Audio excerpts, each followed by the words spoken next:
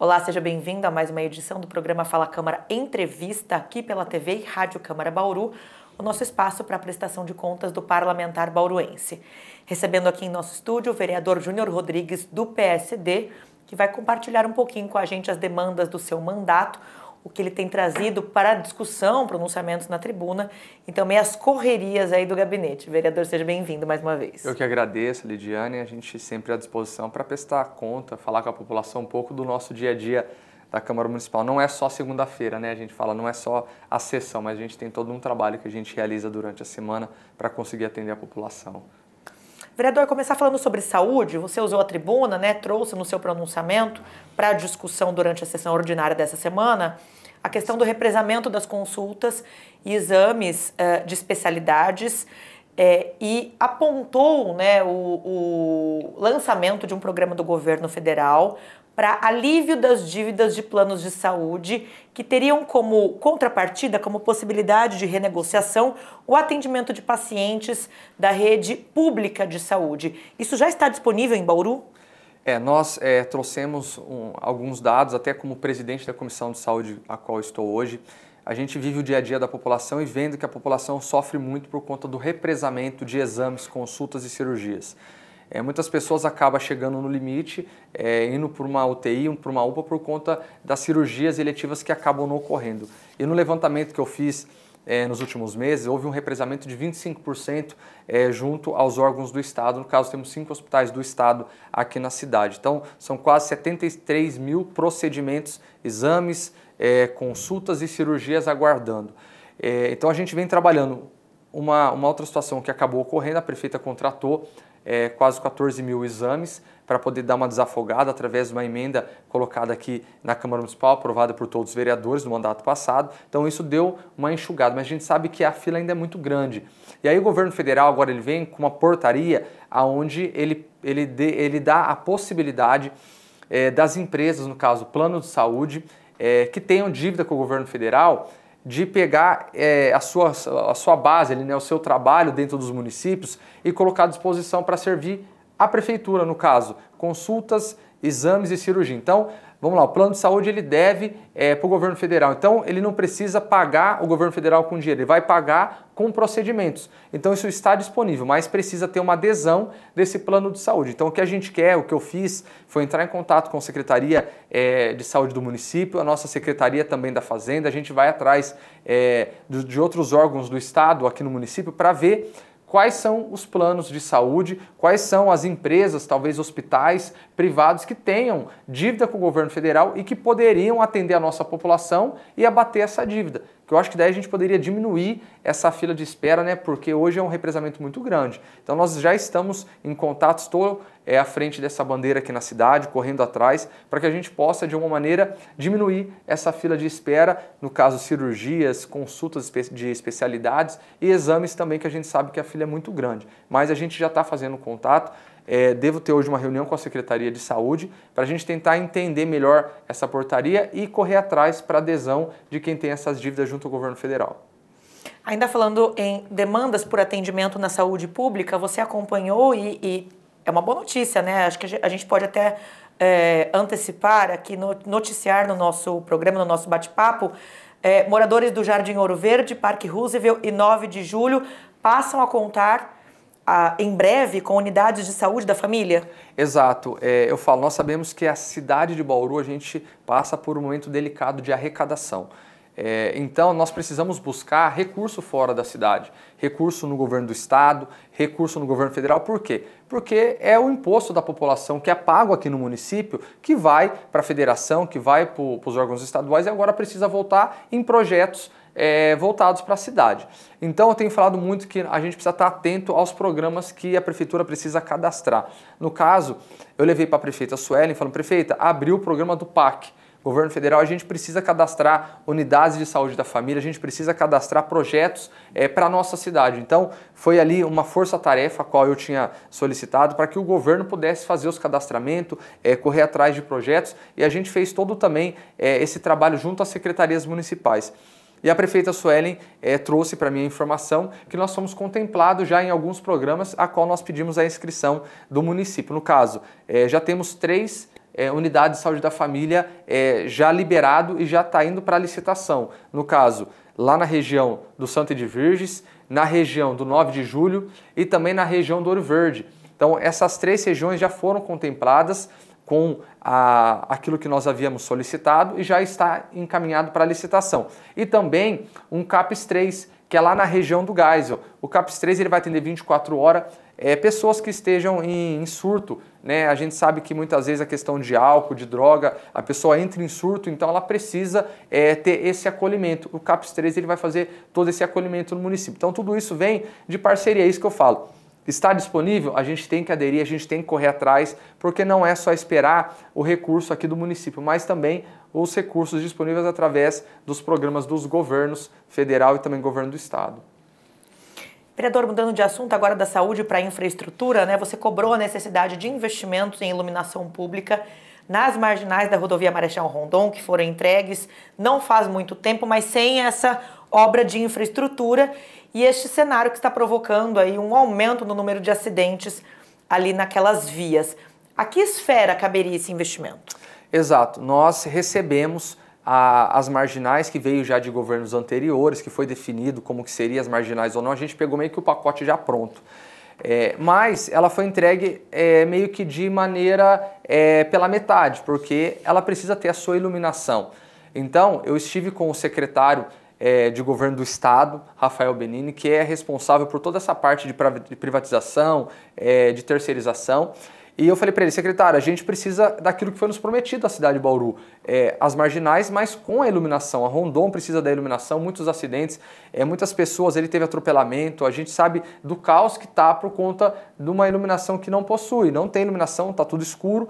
E ele falou, vereador, a gente vai trabalhar isso. Eu falei, olha, não é a gente vai trabalhar, a gente precisa, né? A gente precisa que o governo nos ajude, o governo do estado nos ajude nessa situação. Protocolamos com ele. Na última semana, eu já tive a devolutiva dele, que isso está em tramitação na secretaria, mas é algo que a gente vai ter que continuar debaixo do braço para a gente poder ter esse alinhamento. Nós sabemos também, Lidiane, que o município já está em fase de finalização da licitação da PPP da iluminação para o município, que é algo que eu lutei bastante. A gente trocar a iluminação, aquela iluminação velha por uma iluminação de LED, mas a gente também levar para o bairro onde não tem iluminação nenhuma. Tem lá o poste, mas não tem o braço de iluminação. A população sofre muito com escuridão na frente de casa, na frente das praças. Muitos bairros ainda não têm infra nenhuma de iluminação, então a gente precisa chegar onde não tem. A PPP da iluminação do município vai chegar, mas não é responsabilidade do município custear a iluminação das marginais. Não é do estado, por quê? Porque é uma concessionária que acaba fazendo o serviço das marginais. Então, a gente precisa separar. Diante disso, por isso que eu estou cobrando. Marginais iluminada, governo do estado. Iluminação decente na porta das pessoas, na porta de casa, no bairro, na pracinha, prefeitura municipal, é o que está ocorrendo agora. Se Deus quiser, mas e todo o trâmite correr bem, a gente mais uns 40, 60 dias no máximo, teremos a iluminação de LED na cidade de Bauru começando aí a ser instalada. E depois tem 18 meses para a empresa instalar a iluminação de LED em todos os bairros, colocar onde não tem. Vereador, mas na frente da minha casa não tem nem o braço, mas vai ter, porque vai ter expansão do parque de iluminação na cidade de Bauru. Mas cada um fazendo a sua parte, o município fazendo a parte dele, que é garantir a iluminação na porta da sua casa, e o estado garantindo a iluminação onde ele tem que colocar, no caso, que são as marginais, que entregou para a gente e faz parte da concessionária.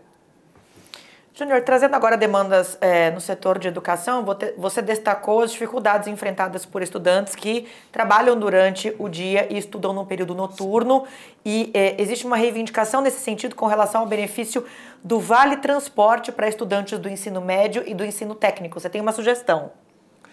O que ocorre hoje é o seguinte, lá atrás eu estudei à noite, então eu trabalhava durante o dia e estudava à noite para ajudar dentro de casa. Então eu sei da importância de você não parar os estudos e de você também não deixar de trabalhar, porque o jovem ele quer trabalhar para ajudar a família, ajudar a colocar comida dentro de casa e ele também ter a sua renda. E aí ele chega à noite, ele vai ali para a escola. Só que às vezes a escola é longe da casa dele. Por quê? Porque houve a diminuição das escolas noturnas. Antigamente você tinha 33, aproximadamente, lá na minha época era 33. E aí você teve algumas adequações, onde tinha salas de aula com pouco aluno, então o governo do estado ele fez algumas adequações e aí diminuiu. Hoje existe 11 polos na cidade de Bauru e eu tenho lutado para que a gente possa aumentar esses polos para colocar os jovens estudando mais próximos de casa. Mas enquanto isso não ocorre, existe uma lei do estado que o estado garante ao aluno do ensino noturno o passe escolar 100% gratuito. Não é o passe escolar aquele que paga meia, não, é o passe 100% pago pelo estado. Só que precisa de um convênio junto ao município. Isso não tem hoje. Então hoje o jovem que ele quer estudar à noite, numa distância que é superior a 2 km da sua casa, ele tem que custear do próprio bolso. Então ele chega em casa cansado, ou muitas vezes ele está no serviço, ele tem que custear do bolso dele o passe para ele conseguir estudar. Sendo que tem lei para isso e tem recurso do Estado para isso, Lidiane. Então o que a gente vem falando é o seguinte, precisa ter esse convênio, o que não tem hoje e várias cidades já tem. Então eu estou trabalhando para que esse convênio saia do papel, isso já é há anos que está ali parado. Quando chegou para mim essa situação, comecei a trabalhar, já estive na diretoria de ensino regional, já estive com o secretário Nilson, já estive com a prefeita Sueli e falei, olha, nós temos que tirar do papel. Nós temos que tirar essa burocracia do papel e se tornar uma realidade para o estudante. Por quê? Porque daí ele vai ter o passe. Não é só o estudante do ensino médio. Nós estamos falando também do estudante que faz o técnico e também daquela pessoa que deixou de estudar e vai fazer o supletivo. Então, todos esses alunos, ele tem direito ao passe escolar, para quem estuda, no caso, vai ser o noturno, 100% custeado pelo Estado. Não é pelo município, é pelo Estado. Então, é isso que a gente vem lutando. Com isso, a gente vai incentivar o jovem a não parar de estudar. Ou aquele jovem que parou e quer estudar, nós vamos incentivar também. Ou quem quer fazer um curso técnico à noite, a gente também vai ajudar, incentivar, dando passe para ele poder fazer o estudo dele. Então, é algo que já existe, já tem lei, só que até hoje não foi, infelizmente, não foi tirado do papel. Ainda destacando essa defasagem nas unidades escolares que você comentou agora, né? Existe também uma reivindicação dos moradores que é com relação à ausência de uma escola ali na região do Vargem Limpa, reforçando então a constatação de que há um baixo número de escolas, hoje em especial as de educação infantil, no caso essa reivindicação aqui do Vargem Limpa, que foram construídas nos últimos anos, né, Júnior? Exato, nós tivemos um boom do Minha Casa Minha Vida, que você realoca as pessoas de um bairro para o outro. Com isso, você acaba tendo um déficit de infraestrutura do poder público nesses bairros que estão trazendo a população. No caso do Vargem Limpa, a população não tem escola naquela região, teve uma unidade de saúde lá, mas agora precisa de escola. O professor Nilson se comprometeu que vai ter escola infantil, né, já no próximo ano, está em licitação, mas a gente precisa que o Estado também invista naquele local. Só lembrando, faz aproximadamente 10 anos que o Estado não constrói uma escola na cidade de Bauru. A última escola que o Estado construiu foi por intermédio do ex-deputado Pedro Tobias, quando estava no mandato há 10 anos. Então isso mostra até a falta de representatividade da cidade de Bauru. Infelizmente a gente acaba ficando só com migalhas. Então faz 10 anos que o Estado não constrói escola no município. E agora a gente está reivindicando, junto ao Estado, pelo menos uma escola na região do Vargem Limpa para desafogar aquela região. Porque foi uma região que cresceu. Só que não tem escola do Estado. E agora o município também tem a sua obrigação de colocar uma EMEI, né, uma MF para poder atender a população lá. Mas o Estado, ele precisa enxergar Bauru como uma cidade regional. E no caso, 10 anos sem construir uma escola é lamentável. Então a gente vem trabalhando também nessa situação para poder atender a população daquela região do Vargem Limpa. Vereador, só para a gente finalizar, né, falando agora sobre comércio, e é algo que, se não me engano, também é lei municipal, a oferta de banheiros adaptados por lojas do comércio da cidade que tenham uma capacidade, um número mínimo, médio ali de funcionários, uma capacidade também específica de atendimento ao público. Exato. A gente sabe que hoje a lei da acessibilidade é uma lei que precisa ser cumprida. E aí nós somos procurados pela associação, né, dos ostomizados, de pessoas que usam aquela bolsa ao lado, que quando passa por um procedimento, precisa usar aquela bolsa de ostomia do lado, ela precisa fazer ali o descarte dessa bolsa, né, às vezes de fezes, às vezes de urina. E para isso ela não consegue no banheiro, naquele vaso, na altura convencional, ela precisa de um vaso adaptado, de um sanitário adaptado. E aí a gente criou então a lei da acessibilidade para grandes comércios. Nós não estamos falando daquele barzinho da esquina, da lanchonete, do pequeno, não. É grandes comércios como os shoppings, como os grandes comércios acima de 400, de 450, 500 pessoas, capacidade de bombeiro. Então são grandes comércios mesmo para conseguir atender essa população que está ali, que precisa sair de casa, que quer curtir com a família, mas precisa depois fazer o descarte dessa bolsa. E esses grandes comércios não estão cumprindo a legislação. Então é isso que a gente vem cobrando para conseguir dar acessibilidade e dignidade a essas pessoas que querem sair de casa e precisam fazer o descarte, precisam usar o banheiro. Ah, vereador, mas a casa dela, o banheiro é adaptado, mas a casa dela, ali às vezes ela faz adaptação, mas às vezes o banheiro na casa dela, às vezes não. Ela limpa, ela tem um cuidado, ela faz toda a parte de higiene. Agora, o banheiro público, a gente sabe que as pessoas às vezes acabam urinando no chão, não tem o devido respeito, então essa pessoa ela tem que rastejar, ela tem que se rastejar no chão, ela tem que caminhar no chão para ela poder fazer o descarte, então é muito ruim.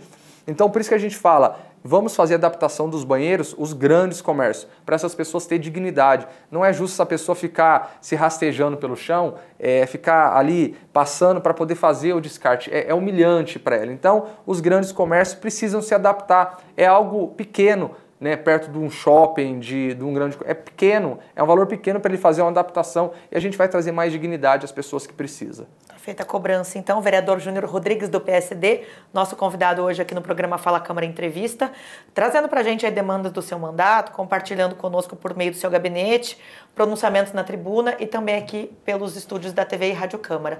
Vereador, mais uma vez, muito obrigada pela tua presença aqui com a gente. Eu que agradeço, sempre à disposição. A gente fala que nós estamos para atender a população, tanto no gabinete quanto através das redes sociais. E o nosso trabalho é acordar cedo, dormir tarde, para a gente conseguir atender sempre a população. Deus abençoe. Obrigada, Júnior, mais uma vez. Obrigada a você também que nos acompanhou aqui pela TV e Rádio Câmara. E lembro que este conteúdo fica disponível para você acessar em qualquer momento pelo nosso canal no YouTube. É só procurar TV Câmara Bauru. Até a próxima.